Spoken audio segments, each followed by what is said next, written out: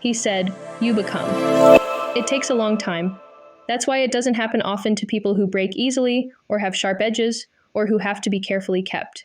Generally, by the time you are real, most of your hair has been loved off, and your eyes drop out, and you get loose in your joints and very shabby. But these things don't matter at all, because once you are real, you can't be ugly, except to people who don't understand. You'll see all the good that I see, and if we make it out alive, yeah, just know that, just know that.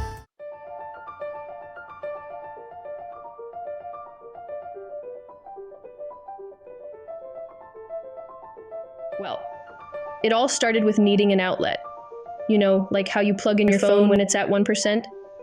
Yeah, I needed that kind of recharge. I've got this grand ambition to do something good, to make the world a better place. But the problem is, I tend to think really big. Like, I could totally solve world hunger by next Tuesday big. But then I remember, I'm just a fellow sheep. And of course, I decided to shop around on any platform to find like minds.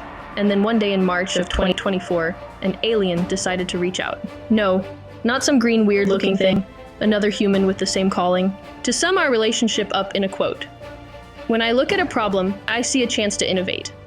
When I look at a corporation, I see a chance to escape. Yeah, and truth be told, that was exactly what I was doing.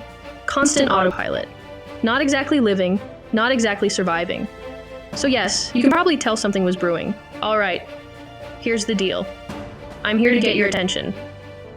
I believe my words might do something for you, even if it's just getting you to pause for a second. Maybe help you see things differently, or at the very least, spark a thought that wasn't there before.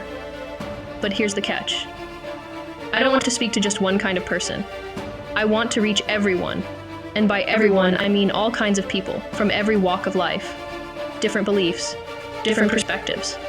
We're all wired so differently. So my challenge? How do I communicate without alienating anyone? Without accidentally locking out the very people who might need to hear this? Let me make one thing clear. I'm not here to change your mind, but, and this is important, I accept what you believe. Whatever it is, that's yours. I'm not trying to convince you that your reality is wrong. Heck, we all live in our own little universes, don't we? If something exists in your mind, then for all intents and purposes, it exists in the world of possibilities. So circle after circle, creative block after another block.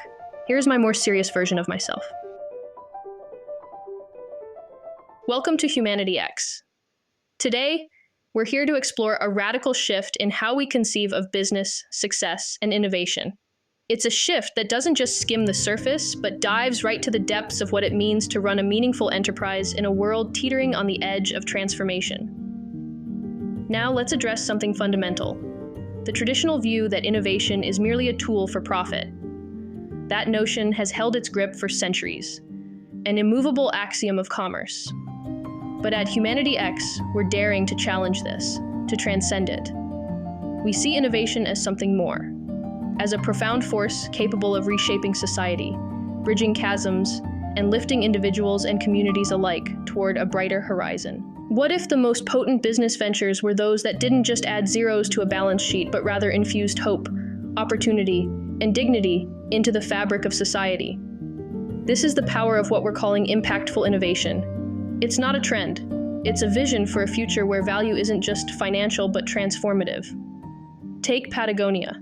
Here's a company that understands that the pursuit of purpose isn't an accessory, it's an anchor. Their environmental commitment isn't a marketing scheme but the beating heart of their mission. This is evidence that companies anchored in purpose are thriving, financially and socially. They're not merely participating in commerce, they're reshaping it from within. And then there's Fairphone, a social enterprise that's redefining what it means to be in the business of technology. They've committed to ethical sourcing and modular design, extending product life and minimizing waste. Think about the implications of this.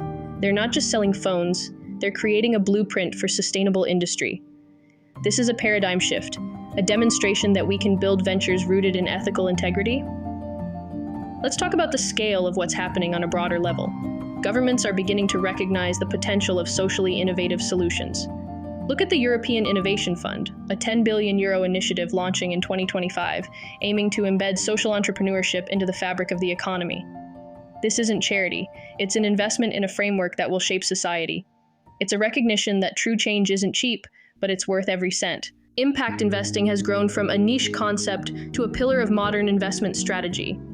Institutions are developing new metrics like social return on investment (SROI) to gauge the real impact of their initiatives.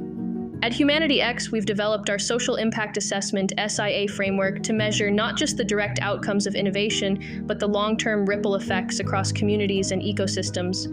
We're here to ensure that the soul of social impact remains intact, that it's not lost in the pursuit of the bottom line. The numbers tell a compelling story. By 2030, the sustainable business solutions market will surpass $30 trillion, with impact-driven companies outpacing traditional ones at 4 times the speed.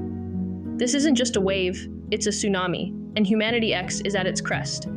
We're creating this force, positioning ourselves as pioneers, architects of a world where business and social good are fundamentally interwoven. We're building a world where success isn't defined by wealth alone, but by the lasting, meaningful change it brings into the world. And in this future, every entrepreneur, every company, and every visionary doesn't just thrive despite their values, but because of them. We've gone beyond the point of no return. And first of all, it's like, how about this? How about treat people the way you want to be treated? If you can just live by that, simple enough, then I think that people would be better off.